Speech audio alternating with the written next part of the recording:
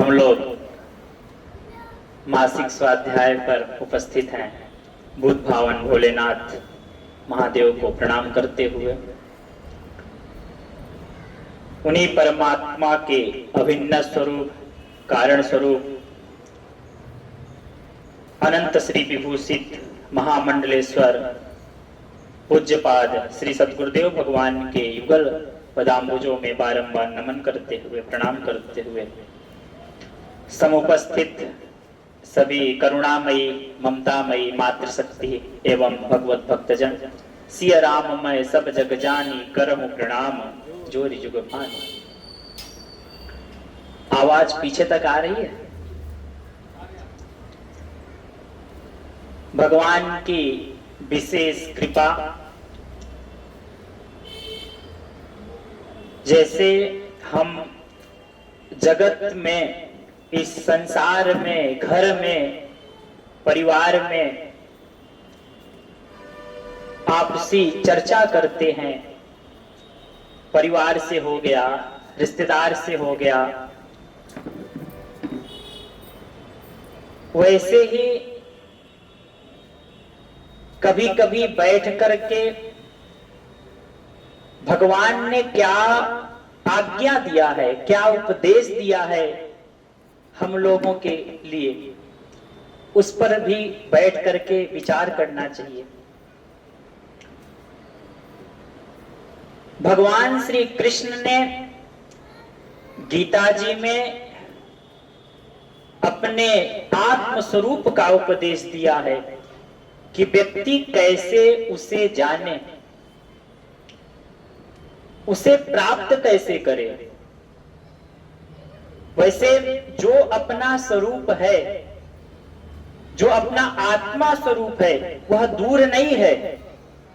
उपनिषद में तो आया तद दूरे तदवंतिके। ज्ञानियों के लिए जो बच्चा पढ़ा लिखा है, 6 महीने मेहनत किया, उसके लिए परीक्षा कोई बड़ी बात नहीं है। और जिसने केवल और केवल मटर गश्ती किया हो, खेला कूदा हो, क्रिकेट खेला हो, उसके लिए उसको क्लासरूम में बैठा दो और कॉपी दे दीजिए, प्रश्नोत्तरी उसे दे दीजिए। महाराज देखो, वो एक बार देखेगा, फिर दूसरे का देखेगा क्या लिख रहा है, वो क्या पढ़ रहा है। हाँ? जिसने पढ़ा है उसके लिए कोई दिक्कत नहीं। कॉपी मिला अपना, वो A copy, B copy, C copy तक लिखते हैं लोग बच्चे। वैसे ही जो ज्ञानी है महाराज, जो भगवान को पाने का अनन्य उपाय कर रहा है, उसके लिए तो भगवान दूर नहीं है। और जो अज्ञानी है, जो इस संसार में फंसा हुआ है, उसके लिए तो फिर अभी कुछ और साधना करना पड़ेगा। ऐसा नहीं है कि उसे प्राप्त नहीं होगा, प्राप्त होगा बिल्कुल, किंतु थोड़ा समय लगेगा, थोड़ा अधिक परिश्रम करना पड़ेगा उस अपने आत्म तत्व की प्राप्ति के लिए। और कब तक? जब तक हमारा अंतःकरण नहीं शुद्ध होगा। जैसे हमारा यह शरीर है, शरीर की शुद्धि के लिए शास्त्रों ने बताया, महापुरुषों ने बताया, जैसे हमारा यह शरीर है, शरीर के शुद्धि के लिए, जैसे हमने कोई काम किया, पसीना आ गया, तो अब उससे दुर्गंध आ रही है, तो हमने स्नान कर लिया, स्नान से हमारे शरीर की शुद्धि हो गई। और मन की शुद्धि, मन की शुद्धि के लिए महापुरुषों ने, शास्त्रों ने बताया भगवान का भजन। आप जितना भगवान का भजन करोगे, जितना भगवान के नाम का उच्चारण करोगे, जितना भगवान का स्मरण करोगे, चिंतन करोगे, उतना मन आपका शुद्ध होगा। अपने प्रभु की विस्मृति ही मन की अशुद्धि है। अगर आपने प्रभु को विस्मरण कर दिया, शास्त्रों में देखिए महापुरुषों ने हर एक चीज का बताया है। शरीर की शुद्धि के लिए बताया, मन की शुद्धि के लिए भजन का बताया, धन की शुद्धि के लिए, धन की शुद्धि के लिए दान बताया महाराज। प्रायः ये कलयुग चल रहा है।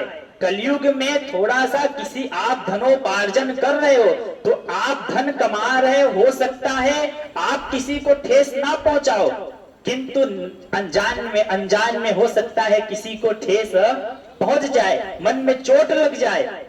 तो आपने जो धन कमाया, धन की शुद्धि के लिए महापुरुषों ने, शास्त्रों ने बताया दान, और चौथा बताया आपका शरीर हो गया, मन हो गया, धन हो गया। चौथा बताया अगर स्थान की शुद्धि के लिए और घर की शुद्धि के लिए महाराज सत्संग करना, सुनना, सुनाना। जिस स्थान में कई बार पहले आप देखें पुण्यमासी को लोग सत्यनारायण व्रत की कथा सुनते थे, घर में कराते थे, उससे होता था स्थान शुद्ध होता था, घर शुद्ध होता था, परिवार के सब एक लोग जुट होते थे, गांव के लोग जुट होते थे, मोहल्ले के लोग आते थे और बैठ करके भगवान सत्यनारायण व्रत की कथा। हमारे शास्त्रों ने हर चीज का उपाय बताया, महापुरुषों ने हर चीज का उपाय बताया।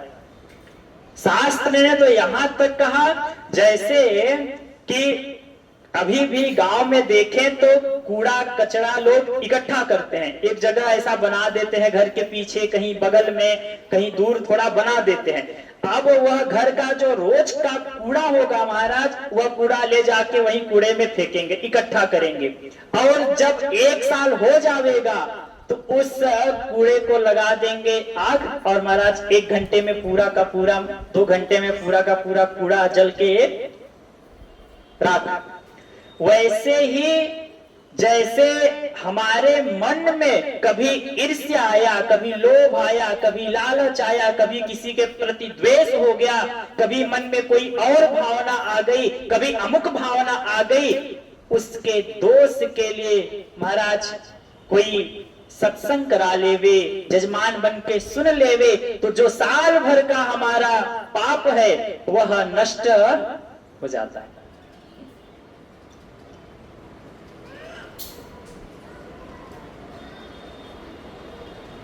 भगवान ने अर्जुन को गीता का उपदेश दिया।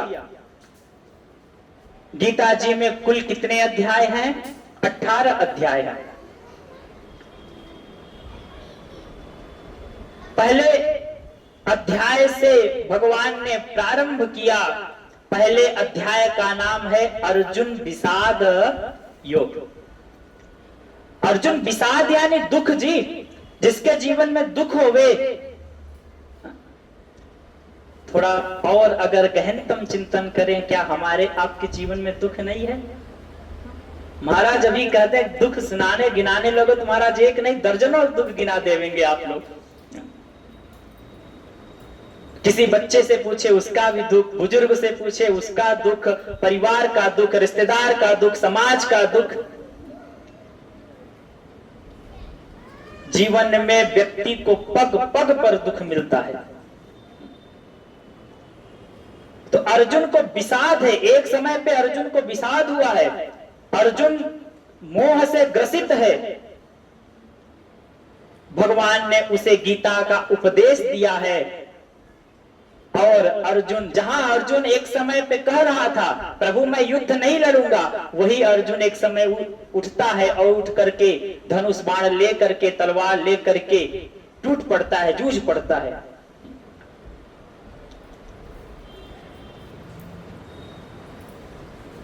दो सेनाएं हैं, एक सेना है कौरव का और एक सेना है पांडवों की तरफ।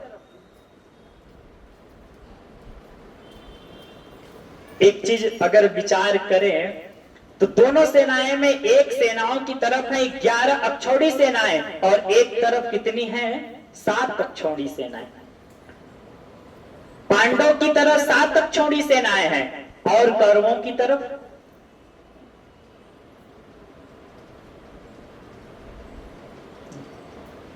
जबकि दुर्योधन विद्वान था, दुर्योधन पढ़ा था।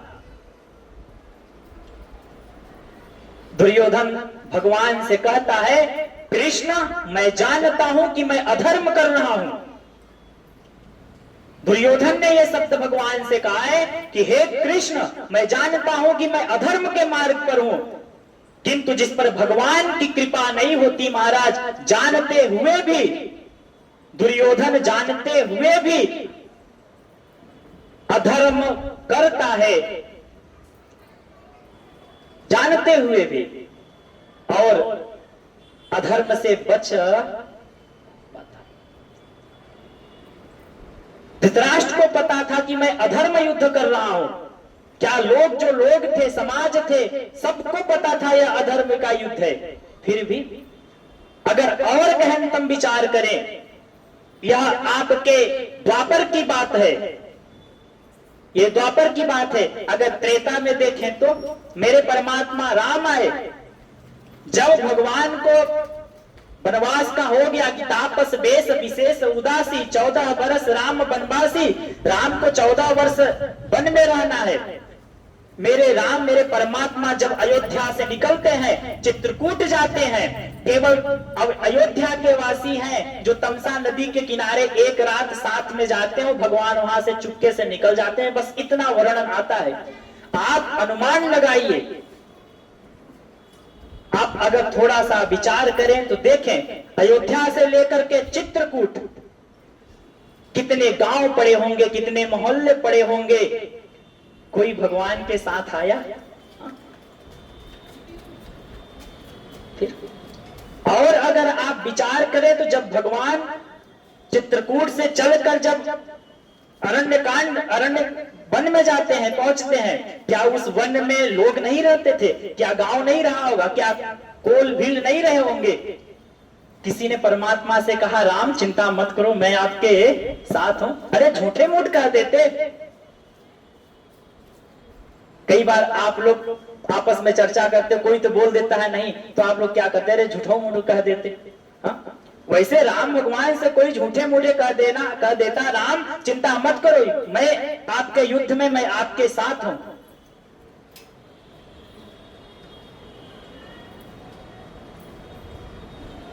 और जब भगवान किष्किंधा से आगे बढ़े हैं, रामेश्वरम तक, समुद्र के किनारे, क्या तब भी कोई नहीं रहा होगा?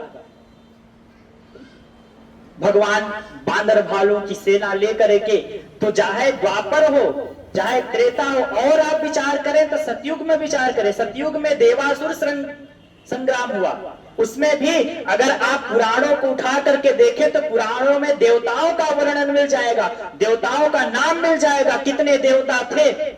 किंतु असुरों को देखें तो असुरों की कोई संख्या नहीं, असंख्य थे, वहां पे आया है सब।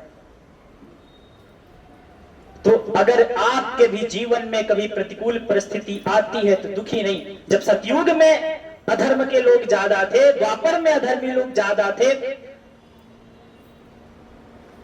त्रेता में ज्यादा थे, द्वापर में ज्यादा थे महाराज, ये तो प्रायः गुरुदेव एक शब्द हमेशा कहते हैं, भगवान के सामने सारा यदुवंश बढ़ा, 16,100 रानियां, सबके एक एक पुत्र, 2-2 कन्याएं, सबके, आप गुणा गणित लगा लेना। जब भगवान ने कहा था अपने पुत्रों से कि कभी संतों की परीक्षा, कभी संतों का अपमान और संतों की परीक्षा मत लेना, भगवान ने स्पष्ट कहा था। फिर भी आप देखें, अंतिम में पढ़ेंगे तो वहां पर सारे संत आते हैं और जाकर के भगवान के 2-3 पुत्र, आपने कथा में सुना ही होगा, और उसी से पूरा यदुवंश का विनाश होता है। तो जब भगवान के बच्चे नहीं माने, तो हो सकता है अगर आपके बच्चे ना माने तो दिल में थोड़ा सा तसल्ली कर लेना, भगवान के जी बच्चे नहीं मारे तो हमारे के।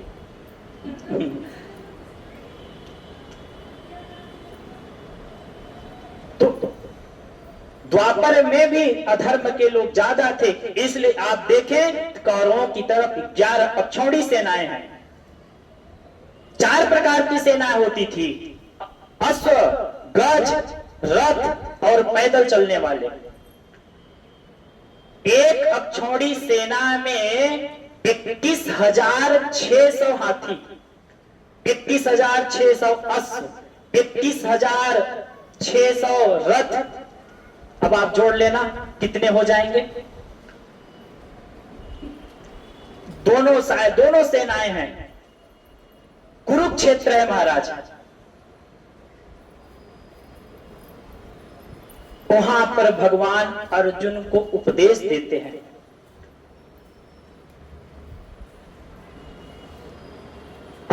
अर्जुन ने कहा, प्रभु मैं युद्ध कैसे लड़ सकता हूं? मेरे मामा है, मेरे चाचा है, मेरे काका है, मेरे ससुर है, मेरे साले हैं, मेरे गुरु हैं, मेरे पुरोहित हैं, मैं इनको कैसे मारूं?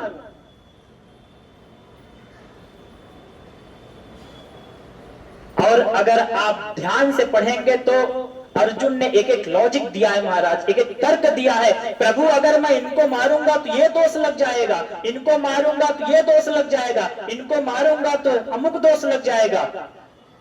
प्रभु मैं अधर्म करूंगा तो मैं भिक्षा मांग करके मुझे 14 वर्ष का 13 साल का था उन लोग का वनवास और 1 साल का अज्ञातवास। प्रभु मैं जितना जीवन जिया और जी लूंगा, किंतु मैं अपने किसी को मारूंगा नहीं। आप दूसरे अध्याय के 10 श्लोक तक अर्जुन का एक एक वो है कि पुरुषों का काम है युद्ध लड़ना, स्त्रियां घर में रहती हैं, पुरुष मारे जाएंगे, स्त्रियां विधवा हो जाएंगी, जायते वर्ण संकर की व्यवस्था आ जाएगी, दूषित हो जाएगा समाज, पितृ हमारे तृप्त नहीं होंगे। जब कोई वंश का पुत्र नहीं रहेगा, तिरांजलि नहीं देगा, तुम्हारे जो पितर हैं, शायद पितर पक्ष भी चल ही रहा है ना, पितर पक्ष हमारे तृप्त नहीं होंगे। प्रभु भगवान ने जितना भी लॉजिक, जितना भी अर्जुन ने तर्क दिया है, भगवान ने एक भी मना नहीं किया कि अर्जुन ने, भगवान ने कोई शब्द नहीं बोला। भगवान ने कहा हाँ अर्जुन हो सकता है, हाँ अर्जुन।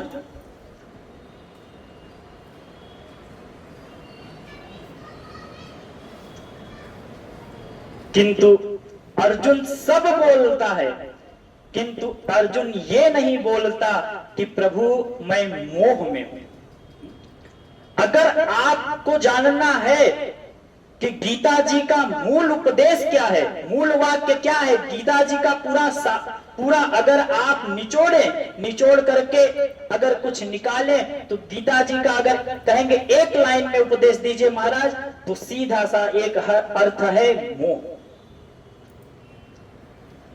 मोह के कारण अगर जीव व्यक्ति मोह में फंसा है तो मोह का फिर फल क्या होगा? शोक। जीवन में मोह आया, मोह सकल व्याधिन कर। जीवन में मोह आया तो जान लीजिए पूरा का पूरा जीवन हमारा दुखमय। मोह कहां से आता है? जब आप इन इंद्रियों से कुछ देखते हो, कुछ सुनते हो। एक समय पे वही अर्जुन कहता है कि प्रभु भगवान ये धृतराष्ट्र के पुत्र दुष्ट है, आताताई है, पापाचारी है, मैं इनको मारूंगा। और जैसे ही युद्ध में आता है, रणभूमि में आता है, जैसे ही लोगों को देखता है, जैसे ही सुनता है, यहाँ पे आया है एक एक कौन कौन किसके पक्ष से युद्ध लड़ रहा है, जैसे ही अर्जुन को पता चला, जैसे अर्जुन ने देखा है, वैसे अर्जुन के अंदर मोह आ गया। किस चीज का मोह आ गया? कि ये मेरे हैं, ये मेरे हैं। और जैसे मोह आया, मोह के कारण अर्जुन अब शोक में ग्रसित हो गया। और जब शोक में ग्रसित हो गया तो पूरा का पूरा पहला अध्याय मैंने प्रथम में ही कह दिया, अर्जुन विषाद योग। एक चीज पे विशेष ध्यान दीजिएगा, जीवन में कभी प्रतिकूल परिस्थिति आवे, जीवन में सुख दुख दोनों आते हैं, तो अगर जीवन में सुख दुख आवे तो भगवान के पास जावे और भगवान से अपने एक एक दुख की बात भगवान को कह देवे। आपका दुख भी योग बन जाता है। कब? जब आप भगवान के सामने अपने दुख का वर्णन करते हो। जी अर्जुन ने भी अगर यही किसी और से कहता तो कुछ और बात थी, किंतु अर्जुन ने अपने दुख का वर्णन किससे किया है? भगवान श्री कृष्ण से किया है। तो दुख भी और कहीं वर्णन आया? अगर आप भगवान के सामने अपने मन की बात बताते हो, अपने परिस्थिति का कुछ मांगना है, कुछ बताना है, कुछ बोलना है, अगर आप भगवान से बोलते हो जी, तो दुख भी योग बन जाता है। तभी तो प्रथम अध्याय का नाम पड़ा ना, अर्जुन विषाद योग। अर्जुन एक एक चीज बोल देता है, प्रभु मेरे हाथ से गांडीव छूट रहा है, मैं पसीने पसीने हो रहा हूं, मेरे शरीर में रोमांच हो रहा है, मेरे हाथों में जलन हो रहा है, प्रभु मैं युद्ध नहीं लड़ सकता। अर्जुन ने अपने मन की एक एक बात प्रभु के सामने स्पष्ट किया है। भगवान ने एक शब्द भी नहीं बोला है। कब तक नहीं बोला है? जब तक अर्जुन ने भगवान की शरणागति नहीं लिया है। जब तक शरणागति नहीं, जब तक भगवान के आश्रित अर्जुन नहीं हुआ है, तब तक भगवान ने एक शब्द भी अर्जुन को कुछ भी नहीं बोला। जब अर्जुन ऐसा कहता है, कार्पण्य दोषोपहत स्वभाव प्रेक्षामि त्वाम धर्म समूढ़ चेता यत् श्रेयः निश्चितं ब्रूहि तन्मे शिष्यस्तेहं साधि माम त्वाम प्रपन्ना। हे भगवान, हे कृष्ण, साधि माम त्वाम प्रपन्ना, मैं आपके शरण में हूं। क्यों शरण में हूं? कि कार्पण्य दोषोपहत स्वभाव, मेरे अंदर कार्पण्य, समझ रहे हैं कि नहीं? कायरता कह लीजिए। और अगर शास्त्र की दृष्टि से समझें तो कार्पण्य दोष हम उससे कहते हैं कि उत्कृष्ट को छोड़ करके निकृष्ट को पकड़ना, किसी ऊंचे पदार्थ को, ऊंचे वस्तु को, ऊंचे स्थान को छोड़ करके किसी नीचे स्थान को पकड़ लेते हैं, तो हम उसको कार्पण्य कहते हैं। शास्त्र ने उसे कार्पण्य कहा। अगर सरल भाषा में देखेंगे तो कार्यता आएगा, जैसे कायर कहते हैं।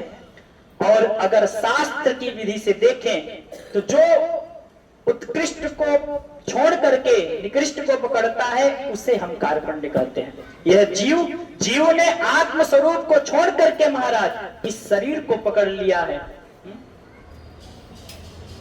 हम जीव क्या करते हैं?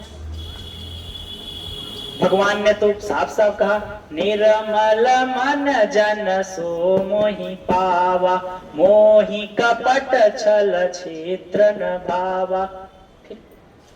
और हम आजकल के बच्चों को देखें, आजकल की जो हमारी जनरेशन है, किसी को बुरा न लगे, कड़वा शब्द है थोड़ा, आजकल के बच्चे, मन को शुद्ध करने की जरूरत नहीं है, अन्न को शुद्ध करने की जरूरत नहीं है, बस हमारा बाल ठीक रहे, हमारा चेहरा सही रहे, हमारा कपड़ा सही रहे, कोट सही रहे, क्रिच दिखती रहे। और पूछ लो मंदिर कब गए थे? गायत्री का मंत्र, महामृत्युंजय मंत्र, हनुमान चालीसा कभी पढ़ा एक महीने में?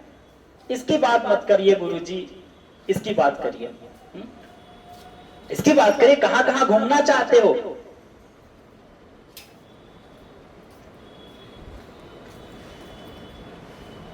एक लाइन में जब तक आप भगवान के शरण में नहीं जाते, अर्जुन ने कहा, प्रभु धर्म समूढ़ चेता, धर्म के विषय में, धर्म के मार्ग में मेरी बुद्धि भ्रमित हो रही है, मैं क्या करूं, मुझे समझ में नहीं आ रहा है।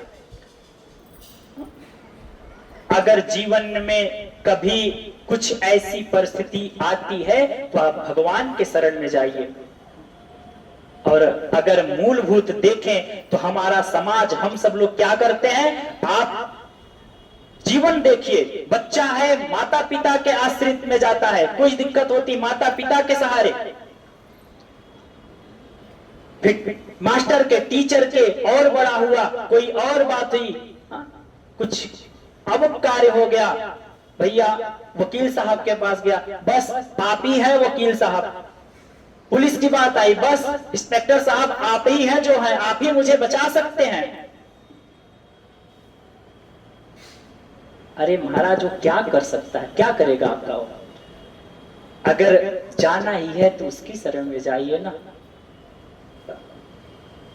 शोक आया मोह आया बचपन से, उसी रणभूमि में भीष्म पितामह भी तो थे जिन्होंने बचपन में उंगली पकड़ के 5 पांडवों को चलना सिखाया है। अर्जुन उनके पास चला जाता। कुल पुरोहित है कृपाचार्य जी महाराज, अर्जुन उनके पास चला जाता। चलो छोड़ो, माता थी कुंती के पास चला जाता, बड़े भैया युधिष्ठिर के पास चला जाता। किंतु अर्जुन गया कहां है? शरणागति किसके लिए है? हमारे लिए ये मायने रखती है जी।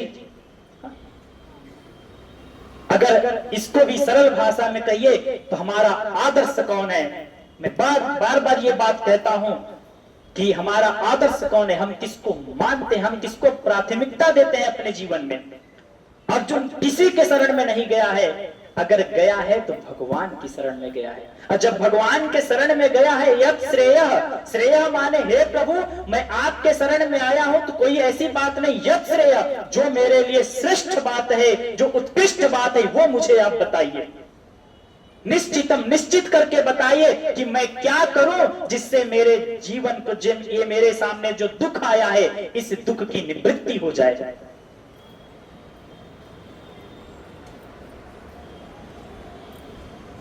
क्या धर्म है क्या अधर्म है मैं समझ नहीं पा रहा हूं, आप कृपा करके आप बताइए।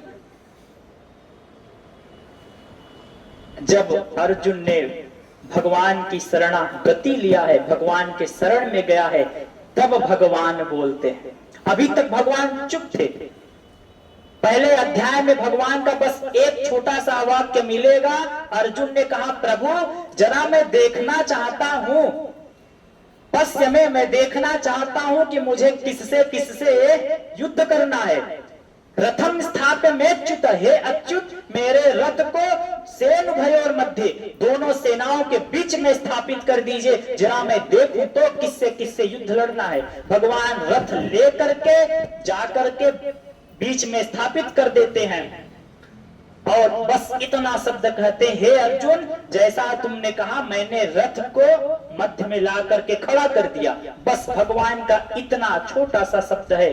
बाकी पहले अध्याय में भगवान का कोई शब्द नहीं, दूसरे अध्याय का 10 श्लोक तक भगवान ने एक शब्द भी नहीं बोला। जब अर्जुन ने शरणागति लिया तब भगवान ने अपना पहला शब्द बोला। एक चीज और, जब युद्ध का निर्णय हुआ कि दोनों पक्षों में युद्ध होगा तो शकुनी महाराज मूल था कौरवों की तरफ। शकुनी ने दुर्योधन से कहा दुर्योधन तुम समझते नहीं हो, द्वारिका चले जाओ, द्वारिका में एक अक्षौणी नारायणी सेना है जो अजय है, उसको कोई आज तक जीत नहीं पाया है। चले जाओ, भगवान कृष्ण से एक रिश्ता भी है। भगवान कृष्ण और दुर्योधन क्या बोलते हैं आप लोग? समधी हैं दोनों। दुर्योधन की कन्या और भगवान के पुत्र साम का विवाह हुआ है दुर्योधन की कन्या से, तो एक रिश्ता भी है। तो शकुनी ने कहा दुर्योधन चले जाओ, इधर पांडवों में भी कुछ बातें हुई और युधिष्ठिर ने कहा कि अर्जुन तुम्हारे मित्र हैं, तुम बहुत उनसे प्रेम करते हो, तुम भी द्वारिका चले जाओ और भगवान को अपने तरफ कर लो युद्ध लड़ने के लिए। दोनों जाते हैं। एक छोटी सी घटना देखिए, जब दोनों द्वारिका पहुंचे तो भगवान शयन कक्ष में थे, अपने शयन में थे, विश्राम कर रहे थे। अब एक छोटी सी बात है, अगर आप आज भी देखें तो अगर कोई सम्मानित व्यक्ति होगा कितना से भी बड़ा होगा, अगर घर आपके घर आएगा, भले आप उसे बुलाए हैं महाराज, अगर आपके घर आएगा तो सीधे बेडरूम में नहीं जाएगा, आपके ड्राइंग रूम में बैठेगा, कोई बताएगा आपको, जाकर के जगावेगा कि अमुक व्यक्ति फलाने आए हैं। किंतु उस समय देखिए भगवान द्वारिकाधीश हैं, साधारण व्यक्ति नहीं है। अगर जीव दृष्टि से देखें तो भगवान द्वारिकाधीश हैं। महल से लेकर के भगवान के कक्ष तक कितने सैनिक रहे होंगे। किसी ने दुर्योधन को रोका? दुर्योधन को हल्के में नहीं, दुर्योधन ज्ञानी था महाराज, साक्षात हमारे बलदाऊ भैया का शिष्य भी था। दुर्योधन कोई साधारण व्यक्ति नहीं था। सीधे भगवान के कक्ष में जाता है। भगवान सो रहे थे, बगल में एक कुछ सोफा कह लीजिए, कुछ रखा होगा, आसन कह लीजिए, उसमें बैठ गया। तब तक पीछे से अर्जुन भी आ जाते हैं महाराज। तो अर्जुन ने देखा और भगवान के पैर की तरफ बैठ गए। जब व्यक्ति सो करके उठेगा तो पहले अपने पीछे वाले को देखेगा कि पहले सामने वाले को? सामने वाले को। तो जब भगवान उठे तो भगवान ने कहा, अरे अर्जुन तुम यहां, क्या बात है? तब तक पीछे से कह रहा दुर्योधन, अरे कृष्ण मैं भी हूं, यहां बैठा हूं।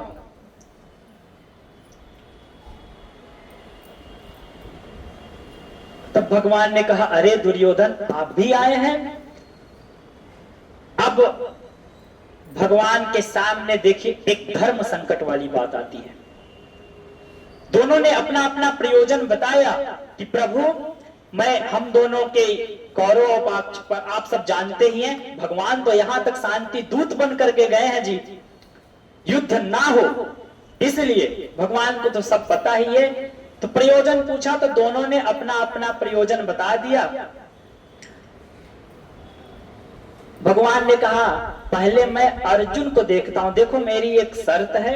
अब देखिए धर्म संकट है, दोनों अपने हैं, एक समधी है, दूसरा अगर यहां देखें अर्जुन का देखें तो अर्जुन से 2 रिश्ता है, और विचार करें तो 3 रिश्ता है।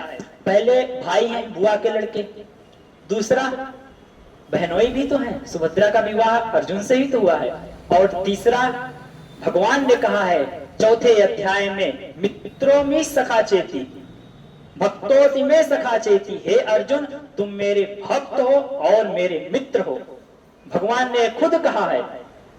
तो 3 रिश्ता, एक बुआ के लड़के भाई हैं, दूसरा बहनोई है और तीसरा मित्र है। अब भगवान किसके तरफ जाएं? धर्म संकट वाली बात आई कि नहीं?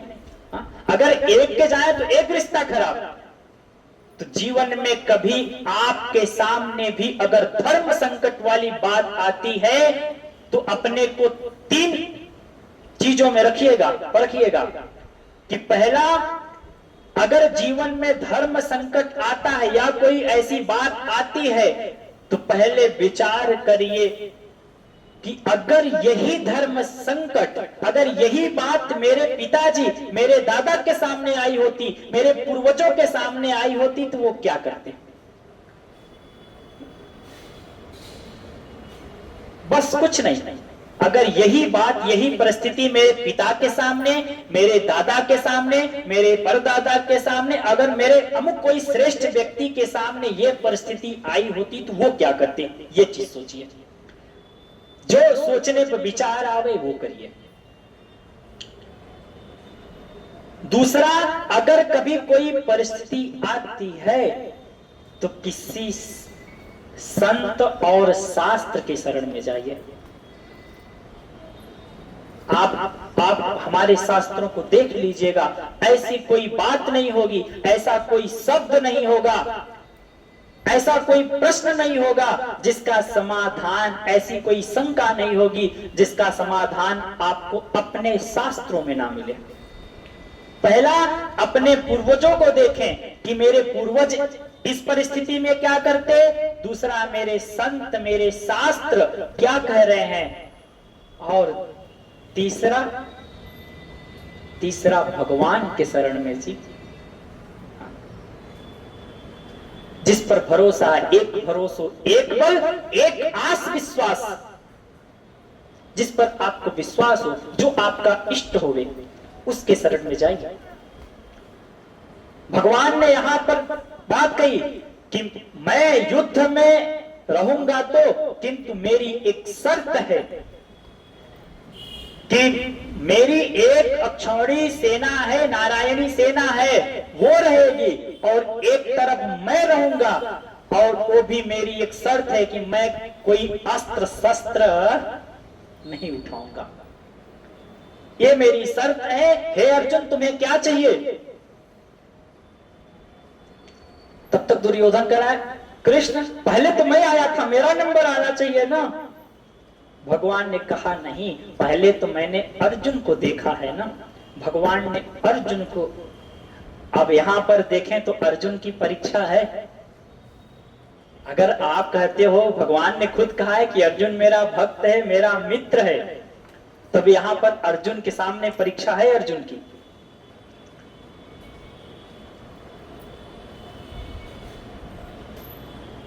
अर्जुन ने कहा, प्रभु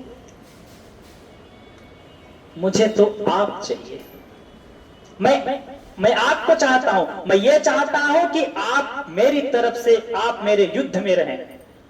बस महाराज, वो जो पीछे बैठा था दुर्योधन खुश हो गया अंदर अंदर। कहीं अर्जुन अगर नारायणी सेना मांग लेता तो। दोनों, दुर्योधन एक अक्षौणी नारायणी सेना लेकर के चल देता है। जब चला गया तो भगवान ने अर्जुन से कहा, अर्जुन तुमने ये क्या किया? तुमने मुझे मांगा, मैं तो निहत्था रहूंगा, मैं तो संकल्प ले लिया हूं, मैंने तो प्रतिज्ञा लिया है कि मैं युद्ध में अस्त्र शस्त्र, जब अस्त्र शस्त्र नहीं उठाऊंगा तो फिर किस काम का? अर्जुन ने जो बोला यहां पर, प्रभु कठोपनिषद में आया, एक मंत्र आया, आत्मानं रथिनं विद्धि शरीरं रथमेव तु बुद्धिं तु सारथिं कृत्वा। अगर यह शरीर ही, आत्मानं रथिनं विद्धि शरीरं, यह शरीर ही रथ है, इसके जो 10 इंद्रियां हैं, 5 कर्म की, 5 ज्ञान की, यह इसके घोड़े हैं। जो इसका विषय है, शब्द स्पर्श रूप रस गंध, वो इसका मार्ग है। इंद्रियां कहां जाती हैं, कहां किस पर चलती हैं? कोई शब्द आया तो उस पे चली गई, कोई रूप आया तो उस पे चली गई, कोई गंध आया उस पे चली गई। तो यह शरीर ही रथ है, इसके जो घोड़े हैं रथ को, यह आपकी इंद्रियां हैं। इसके जो विषय है, यह इसका मार्ग है, इस पर यह घोड़े चलते हैं। किंतु जो आत्मा है, जो इसका सारथी है, वह बुद्धि है। अगर जीवन में बुद्धि सही होवे, अगर आपकी बुद्धि सही होवे महाराज, तो आपका पूरा जीवन अच्छा हो जाता है। अर्जुन ने बुद्धि की जगह पे, सारथी की जगह पे भगवान को बैठाया है। आप अपने को देखिएगा, कहीं कथा में जाइए, प्रसाद महाराज अभी अभी कल ही, आप परसों विश्राम हुआ है गुरुजी की कथा। जो भक्त हैं, बड़ाओं का भाव है, बड़ी व्यवस्था रहती है, बड़ा अच्छा कार्यक्रम, 1000 लोग रहते हैं, और प्रसाद भी ऐसा व्यवस्थित कराते हैं पूरा डिब्बे में। लोग एक पीस, वो 4-4, 5-5 पीस प्रसाद, 2-2, 3-3 प्रकार के प्रसाद। तो अगर कोई साधक है, कोई भक्त है, तो देखिएगा वह एक बार प्रसाद ले लेगा, बुद्धि कहेगी नहीं नहीं एक हो गया, तब तक वो मन आएगा एक और ले लेते हैं। बुद्धि नहीं, बुद्ध कौन कहता है? मन कहता है। बुद्धि ने तो कहेगा अरे नहीं नहीं एक बार ले लिया, हमने कथा में सुना था, दोष लगेगा।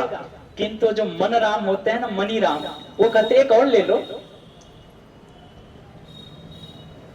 तो मन से नहीं, अगर आप अपने जीवन में अपने सारथी की जगह, अगर साधारण भाषा में कहें तो अर्जुन ने अपने जीवन की बागडोर, कई बार होता है अगर आपका महाराज ड्राइवर अच्छा है तो आपका पूरा मार्ग, आपका पूरी जर्नी अच्छी हो जाती है। अगर इस जीवन रूपी रथ पर अगर आप भगवान को बैठा दें तो आपका सारा जीवन आनंद में गुजर जाएगा, प्रसन्न से पूरा जीवन बीत जाएगा जी। यही बात अर्जुन ने किया है। अर्जुन ने कुछ नहीं, प्रभु आप मेरे रथ की बागडोर संभाल लीजिए, मैं ये क्या 11 छावनी क्या, मैं तो पूरा का पूरा तीनों लोक जीत लूंगा। कब? जब भगवान बुद्धि की जगह बैठते हैं, जब भगवान सारथी की जगह बैठते हैं। और अगर गहनतम विचार करें तो क्या मजाल थी इनकी पांडवों की जी। द्रोणाचार्य सबके गुरु, कृपाचार्य चिरंजीवी, अश्वत्थामा चिरंजीवी,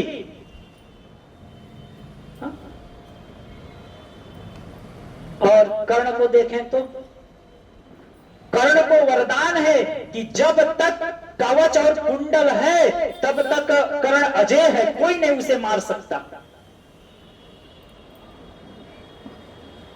थोड़ा सा विचार करें, अगर मेरे एक कन्हई ना होते महाराज तो कहां से कौरव जीत लेते। पग पग पर।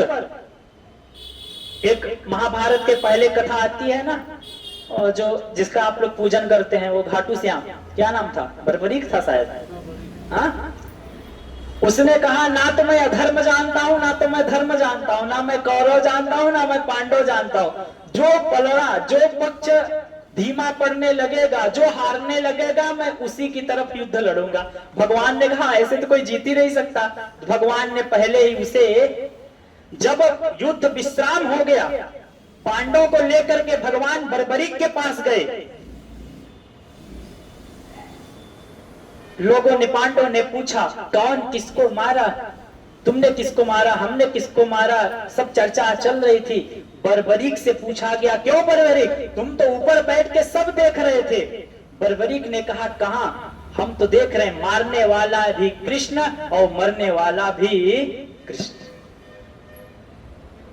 अगर मेरे कन्हई ना होते महाराज तो क्या मजाल थी पांडवों की। पग पग पर रक्षा करते मेरे कन्हई। अगर बात आ जाती है तो भगवान रथ का पहिया लेकर के भीष्म पितामह को दौड़ा लेते हैं। कब? जब शरणागति रहेगी तब, जब एक भरोसा रहेगा तब भगवान हमारे लिए करते हैं। आप पांडवों को देख लें, मां कुंती को देख लें, युधिष्ठिर को देख लें। युधिष्ठिर का कोई वो नहीं है, हाँ युधिष्ठिर का कोई भगवान पर श्रद्धा और श्रद्धा कुछ नहीं है। बस ये है कि मेरे अपने हैं, मेरे सुख दुख में साथ देने वाले हैं। महाभारत का युद्ध हो गया, उसके बाद पूरा का पूरा युधिष्ठिर राजा बन गए। भागवत में वर्णन आता है, युधिष्ठिर एक दिन सिंहासन पर बैठे थे, रोने लगे। भगवान ने समझाया किंतु युधिष्ठिर को समझ में नहीं आया। क्या? क्योंकि युधिष्ठिर की श्रद्धा नहीं है। और जब तक श्रद्धा नहीं होगी, शायद मैंने यहाँ पे पिछले महीने यही कहा था, जब तक श्रद्धा नहीं होगी तब तक ज्ञान की प्राप्ति नहीं होगा। क्योंकि भगवान ने गीता जी में कहा श्रद्धावान लभते ज्ञानम तत्परः संयतेन्द्रियः जी। युधिष्ठिर की कोई श्रद्धा नहीं है, बस ये है कि मेरे अपने हैं, मेरे बुआ के लड़के हैं, मेरे हितैषी हैं, मेरा हित चाहते हैं। कोई लोग, युधिष्ठिर ने तो ऐसा नहीं सोचा। कई लोग अगर देखें मन में क्या सोच रहे हैं, जो जीवन भर चोरी किया है, जो अमुक कार्य किया है, अमुक कार्य किया है, वह आज हमको उपदेश दे रहा है। भगवान ने क्या किया अपने बचपन में, वो तो लीलाएं थी। फिर भगवान ले गए हैं भीष्म पितामह के पास कुरुक्षेत्र में, जो अंतिम समय था, दक्षिणायन बीत करके उत्तरायण आने वाला था, तब भगवान ले गए। समझ गए कि युधिष्ठिर के मन का दोष ऐसे नहीं जाएगा, क्योंकि भीष्म पितामह पर युधिष्ठिर की श्रद्धा है और विश्वास दोनों है। एक तो मेरे ताश्री है, ताश्री कहते थे, पांडव कौरव दोनों भीष्म पितामह को क्या कहते थे, ताश्री। जब भगवान ले गए हैं तो भीष्म पितामह ने युधिष्ठिर को धर्म का, कर्म का, ज्ञान का, अर्थ का सब नीतियां सिखाई हैं। फिर उत्तरायण आया है और भीष्म पितामह अपना चले गए। तो जब तक अपने प्रभु के प्रति श्रद्धा विश्वास नहीं होगा तब तक हम किसी भी क्षेत्र में, आप जूझ जाइए जी, मेहनत कर लीजिए, हो सकता है उतनी बड़ी सफलता ना मिले। अगर आप उस परमात्मा के भरोसे हो जाते हैं जैसे हमारे अर्जुन ने किया है, फिर देखिए संभव लगता है आपको। एक एक से एक इधर धुरंधर और इधर मेरे प्रभु की कृपा, पग पग पर वो रक्षा करते हैं जी।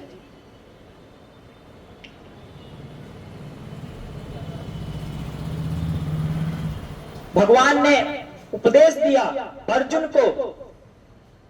भगवान ने कहा अर्जुन, मेरे मत में तो अगर कोई कार्य है, श्रेष्ठ है, तो भगवान ने कहा दूरेण ह्यवरम कर्म बुद्धि योगा धनंजय बुद्धौ शरण अन्विक्ष कृपणा फल हेतव। हे अर्जुन, दूरेण ह्यवरम कर्म, दो ही प्रकार के कर्म हैं। आप लोग को भ्रांति नहीं होती? कई बार, अच्छा, हमारे सनातन धर्म में, हमारा ऐसा कह लीजिए, हमारा सनातन धर्म बहुदेवतावादी है। बहुदेवता मत समझ रहे हैं?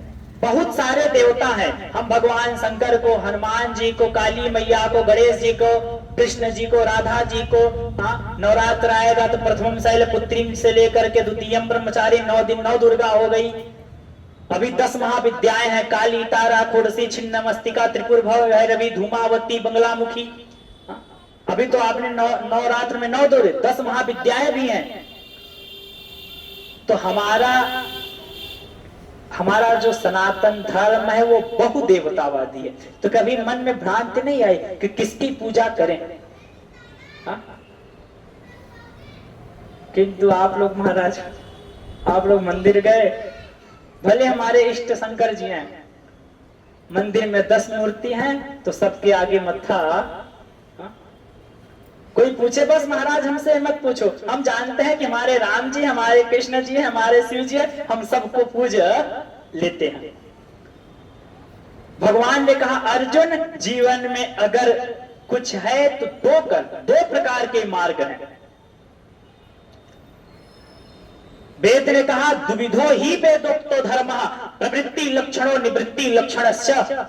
वेद में 2 ही प्रकार के मार्ग बताए गए। द्विविधो ही वेदोक्तो धर्म, 2 प्रकार के धर्म, एक प्रवृत्ति धर्म और एक निवृत्ति धर्म। एक कोई प्रवृत्ति परायण होता है और एक कोई निवृत्ति परायण। यहाँ पे दोनों बैठे हैं, प्रवृत्ति सामने वाले, निवृत्ति में। दोनों मार्ग अपने अपने जगह पे सही है, दोनों वहां तक पहुंचते हैं, भगवान की प्राप्ति दोनों को होती है। अब जैसे अगर मैं अपने आश्रम से निकलूं, जहां गुरुजी का आश्रम है, मैं अगर वहां से निकलूं तो आश्रम के बगल से ही एक रिंग रोड है। अगर मुझे सीतापुर जाना है तो मैं अगर वो रिंग रोड पकड़ लूं तो मैं डायरेक्ट सीतापुर रोड पे बाहर पहुंच जाऊंगा। और एक मार्ग वो भी है कि आश्रम से निकलूं, मटियारी, चिन्हाट, पॉलिटेक्निक, मुंशी पुलिया, टेढ़ी पुलिया होते हुए तब मैं, तो 2 मार्ग हैं, दोनों से मैं कहां पहुंचूंगा? सीतापुर। दोनों मार्ग से मैं अपने गंतव्य पहुंचूंगा। किंतु अगर मैं रिंग रोड में बाईपास पकड़ता हूं तो मैं थोड़ा जल्दी पहुंचूंगा, किंतु रास्ता लंबा है, पहुंचूंगा कैसे? जल्दी। वैसे ही यह जो निवृत्ति परायण महात्मा है, जो निवृत्ति मार्ग के लोग हैं, इनका रास्ता तो लंबा है, इनका रास्ता लंबा है, किंतु अपनी साधना से, अपनी त्याग से, अपनी तपस्या से, भगवान के शरण में रह करके, संत के शरण में रह करके, अपने आत्मज्ञान प्राप्त करके वहां तक जल्दी पहुंच जाते हैं। किंतु ये जो शहर वाला रास्ता है, दोनों भी जो प्रवृत्ति परायण है, जो गृहस्थ धर्म के लोग हैं महाराज, उनका भी गंतव्य एन केन प्रकारेण भगवान की प्राप्ति ही है। आप सब बहुत अच्छे हो, आपके अंदर भगवान की भक्ति है जी, वैराग्य है, तभी तो भक्ति है, तभी तो आए हो सत्संग में।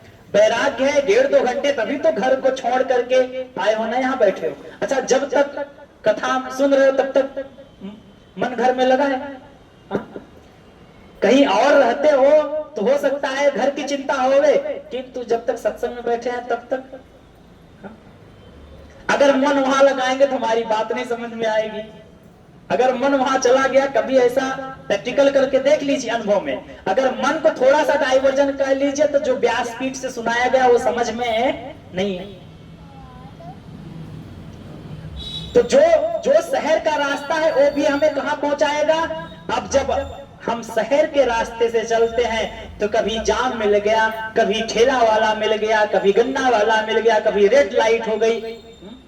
वैसे ही जो प्रवृत्ति परायण है, कभी बेटे का कर्तव्य आ गया, कभी पति का कर्तव्य आ गया, कभी रिश्तेदार का कर्तव्य आ गया, तो थोड़ा सा समय लगते लगते धीरे धीरे ये भी मार्ग वाले पहुंच जाते हैं।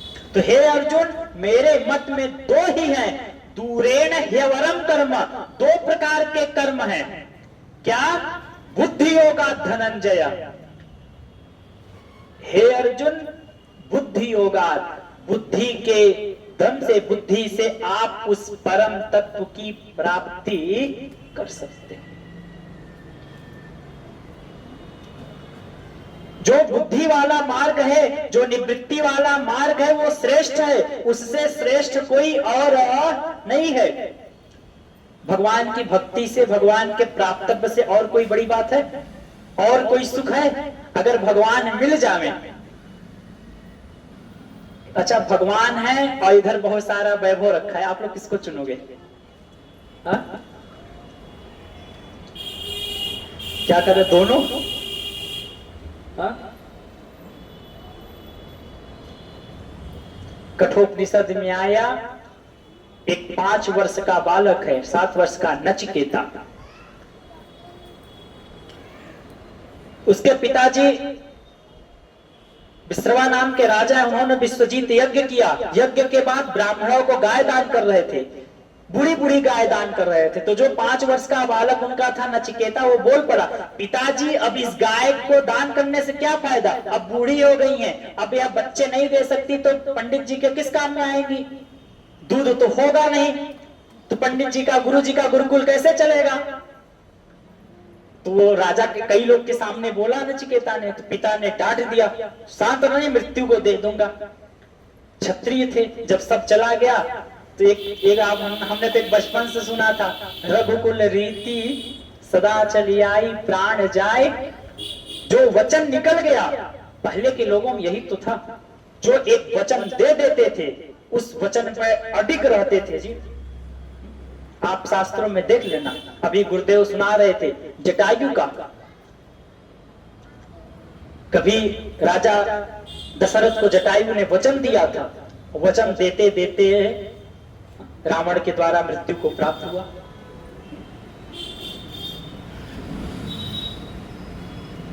तो नचिकेता ने नहीं कहा, पिताजी आपने वचन दिया है, मुझे मृत्यु को भेजिए। जब महाराज यम लोग गया तो कई बार होता है, कई लोग आ जाते हैं घर पे, हो सकता है आप लोग नहीं रहते, बच्चे रहते हैं, हाँ? या माताएं हैं, तुम्हारे मालिक साहब नहीं है, तो आप लोग क्या करते हैं, बैठो भैया अभी फोन किया हूं, आ रहे हैं 5-10 मिनट में। वैसे जब नचिकेता वहां पहुंचा तो 3 दिन तक यम देवता यमपुरी में थे ही नहीं, किसी भगवान के कार्य से बाहर गए थे। यम देवता की पत्नी थी, वह बाहर, नचिकेता 3 दिन तक रहा। जब यम देवता लौटे तो उनको सारी बात बताई। तो जब नचिकेता 3 दिन था तो यम देवता ने कहा, हे पुत्र मैं तुम्हें 3 वर दूंगा, तुम 3 दिन हमारे द्वार पर भूखे प्यासे खड़े रहे तो मैं तुम्हें 3 वर दूंगा, मांगो जो मांगना हो। तो दो वर तो मैं नहीं बताऊंगा, जानना हो तो कठोपनिषद उठा के पढ़िएगा, इसी बहाने कम से कम मन लगेगा, जिज्ञासा उठेगी।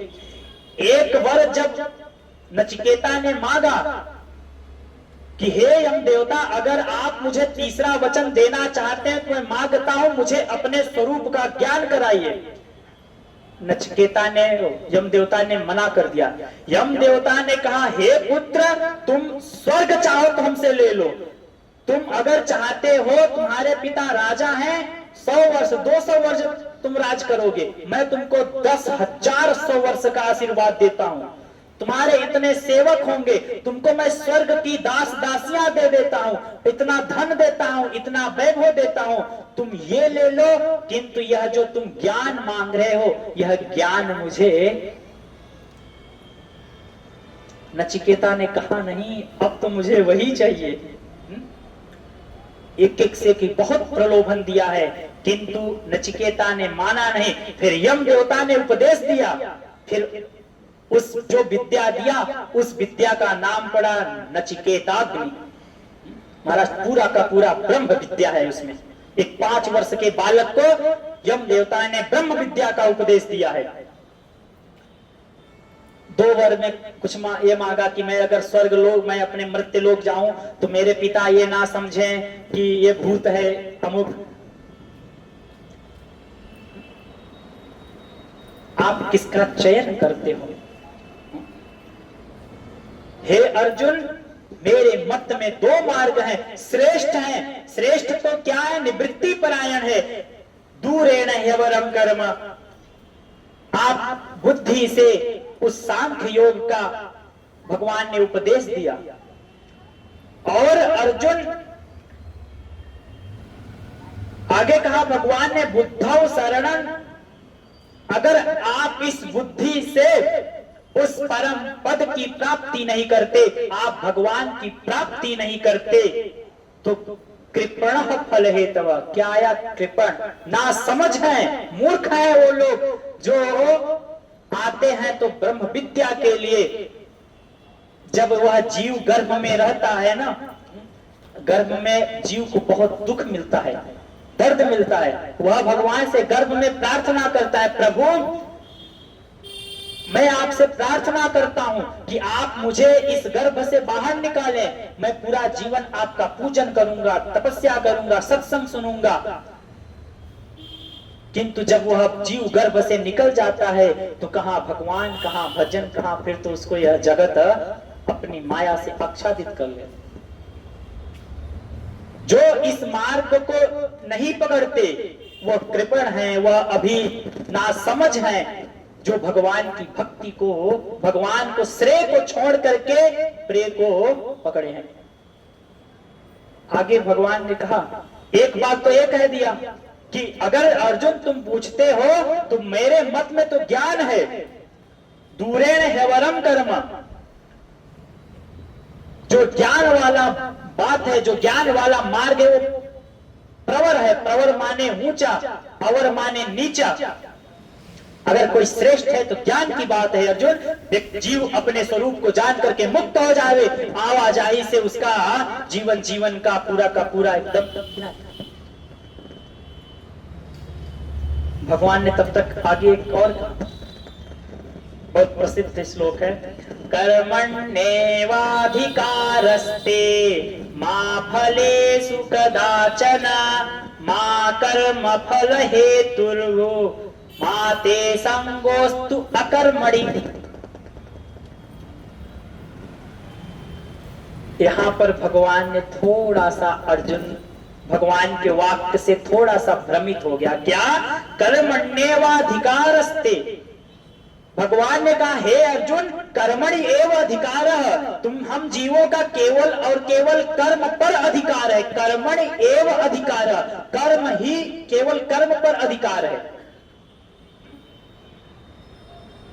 मैंने पहले दृष्टांत दिया विद्यार्थी का, बच्चे का क्या कर्म है, वो जितना से जितना पढ़ लेवे, अगर वह अच्छा कर्म उसका रहेगा तो जो कॉपी जांचने वाला टीचर है उसको अच्छा मार्क्स, अच्छा नंबर। तो केवल कर्म एवं अधिकार, तुम्हारा हे अर्जुन केवल और केवल कर्म में अधिकार है। मां फलेषु कदाचन, मां माने फल की इच्छा मत करो, केवल और केवल क्या करो? कर्म। अगर कर्म करोगे, कर्म फल हेतुर्भु, अगर आप कर्म करोगे, अगर आप शास्त्र जैसा कहा हमारा, जैसे हमारे शास्त्र कहते हैं, जैसे संत कहते हैं, जो भगवान ने कहा है, अगर आप ठीक ठीक शास्त्र को देखते हुए अपना जीवन जिए, देखिए यही लोग पहले भी तो थे। आज से 100 लोग, अगर हम त्रेता में ना जावे, द्वापर में ना जावे, इसी कलयुग की बात करें, अगर इसी कलयुग की बात करें तो 100 वर्ष, 100 तो मैंने बहुत ज्यादा बोल दिया, अगर आप 25 वर्ष भी पीछे जाइए, 25 वर्ष पीछे का जीवन देखिए। मैं किसी दिन सर्च किया, बस ऐसे कहीं शब्द सुना,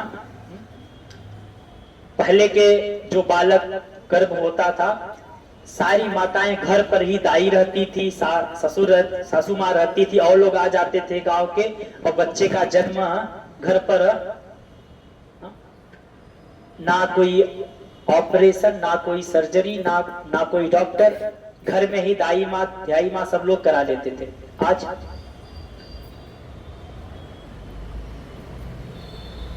आज 99% लोग, बच्चे की डिलीवरी कहां हो रही है? हॉस्पिटल में, अस्पताल में। और अगर पुराना जीवन देखें तो पुराने जीवन में आप अपने दादा को देखिए, आप अपना बचपन देखिए, हो सकता है इतना बड़ा घर नहीं था, इतना वैभव भी नहीं था, ना इतना बड़ा घर था, ना इतना वैभव था, रोज व्यक्ति रोज कमाता था और रोज खाता था, इतना समृद्धवान नहीं था, फिर भी जीवन में उस समय आनंद था, एक मन में प्रसन्नता रहती थी जी, आनंद रहता था। और आज घर में, कोरोना काल में तो सबका अनुभव रहा होगा, भगवान की इतनी कृपा है कि अभी मुझे कल का नहीं सोचना है कि कल मैं कहां से, मेरे यहाँ चावल आएगा, कहां से दाल आएगा, कहां से आटा पिसान आएगा, इतनी तो चिंता नहीं है ना। भगवान ने तो इतना सामर्थ्य दिया है ना कि कल की चिंता ना अन्न की है, ना वस्त्र की है, अलमारी में 5 सेट कपड़ा रखा होगा, और पहले के जीवन में कुछ भी नहीं था, फिर भी जीवन एक आनंद में था।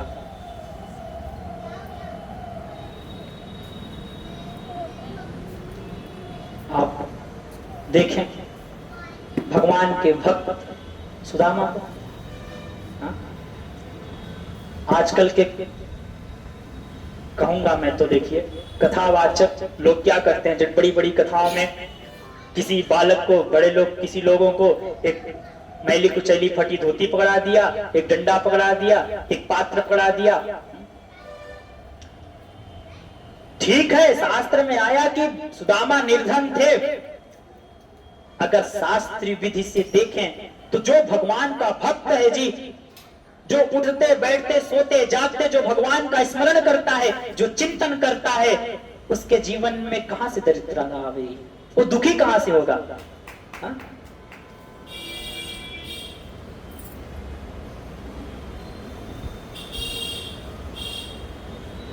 हमारे लोग कहां से कहां जा रहे हैं? जिसके जीवन में भगवान हो, पग पग पर भगवान, अगर सुदामा को कुछ भी आता है तो भगवान के शरण में, भगवान का नाम सब कुछ, कुछ भी नहीं है। यहां तक कई दिनों भागवत में वर्णन आया, कई दिनों तक सुदामा के पुत्र, सुदामा की पत्नी सुदामा ऐसे ही सो जाते हैं। एक तो कथा आती है कि कई दिनों बाद उन्होंने भिक्षा मांगा, और जैसे खाने जा रहे थे द्वार पर एक ब्राह्मण आ गया, एक महात्मा आ गए, अभी तक निवाला लिया नहीं था, तब तक बाहर से आवाज आई भिक्षाम दे, उन्होंने उठा करके, इतना त्याग है जीवन में हम लोगों के।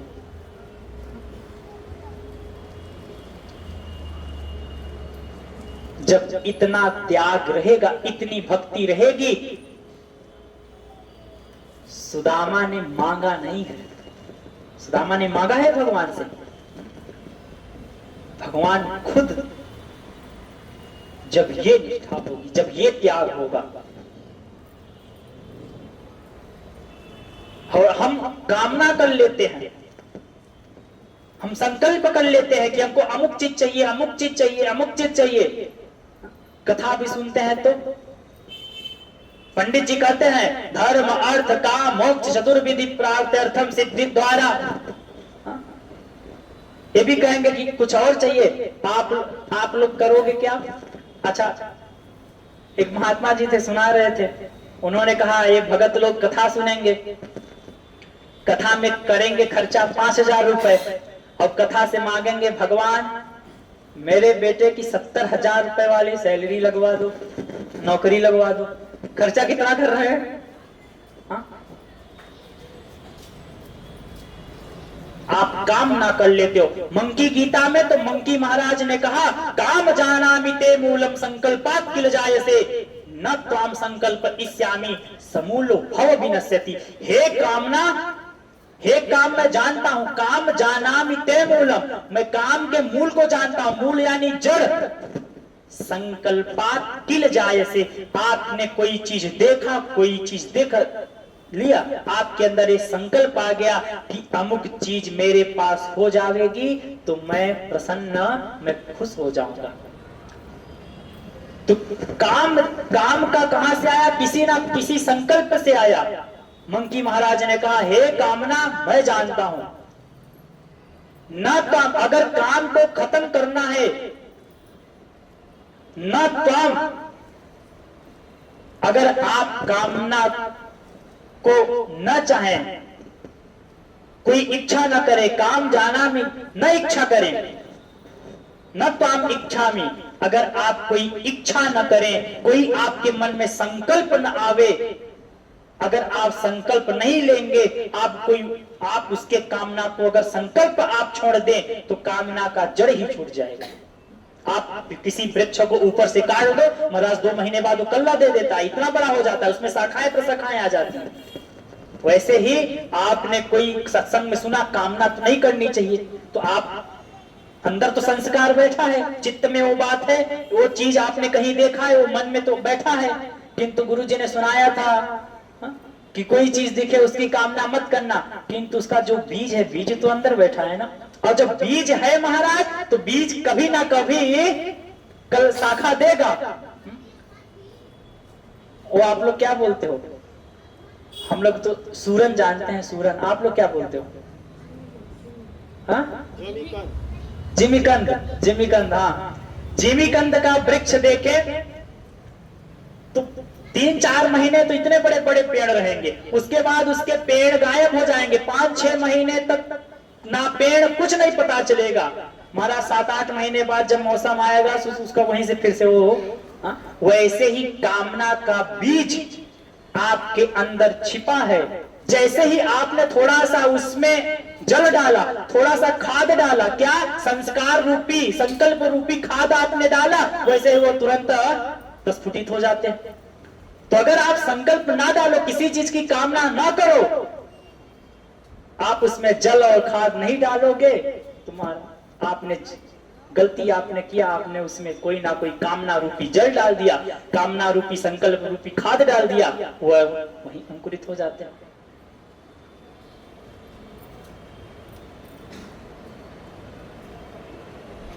अगर तो हे अर्जुन,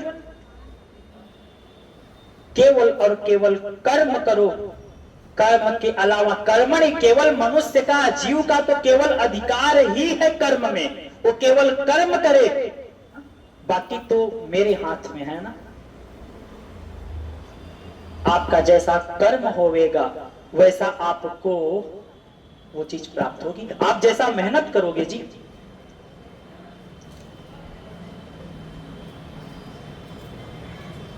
आप अपने मन को देखे ना, मेरा मन कहां जाता है।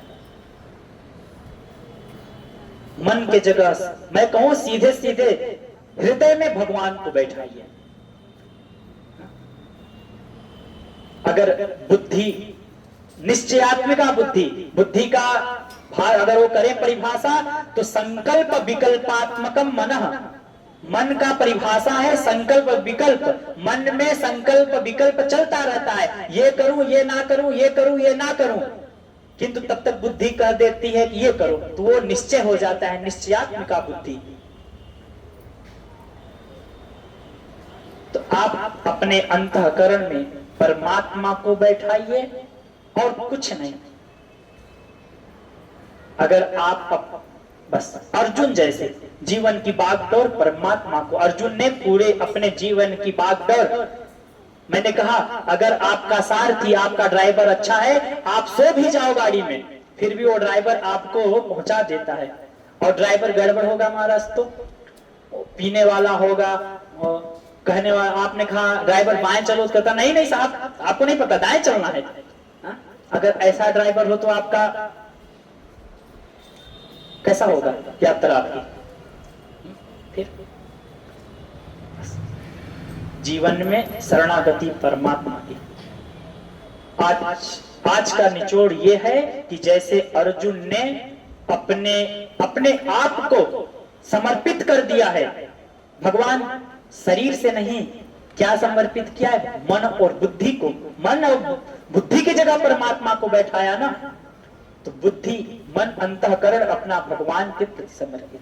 जब वो हमारे साथ हैं तो फिर हमें किसी बात की, भजन गाते हो ना, साथ है रघुनाथ तो किस बात की, हाँ गाने के लिए है, उसे जीवन में उतारने के लिए भी तो है। आज यहीं पे विश्राम। वो 4 बातें मैंने पहले बताई थी ना प्रारंभ में। शरीर की शुद्धि, शरीर की शुद्धि स्नान से हो जाएगी। मन की शुद्धि,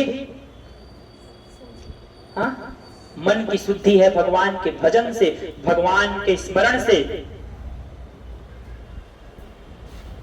अगर मन को ठीक करना है, मन अगर हमारा कहीं ना जावे तो अपने प्रभु की विस्मृति ही हमारे मन में बहुत सारी आसुरी संपदा ला देता है।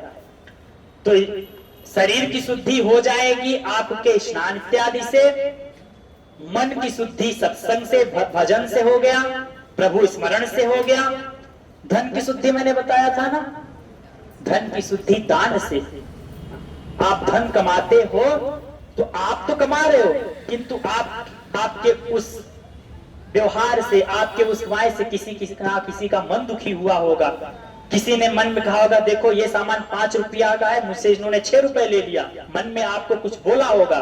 तो अगर वो आपने धन कमाया उसमें भी कुछ ना कुछ दोष है, उस दोष की निवृत्ति के लिए दान है। चौथा बताया था स्थान और घर की शुद्धि के लिए भगवान का सत्संग है। कभी घर में सत्संग करा लिया, सत्संग सुन लिया, स्थान शुद्ध हो गया, घर शुद्ध हो गया। ये 4 चीज, ये इसको क्या कहते हैं, कैसे रखेंगे? खोल के कि गांठ बांध करके? गांठ बांध। ओम पूर्णमदः पूर्णमिदं पूर्णात् पूर्णमुदच्यते पूर्णस्य पूर्णमादाय पूर्णमेवावशिष्यते।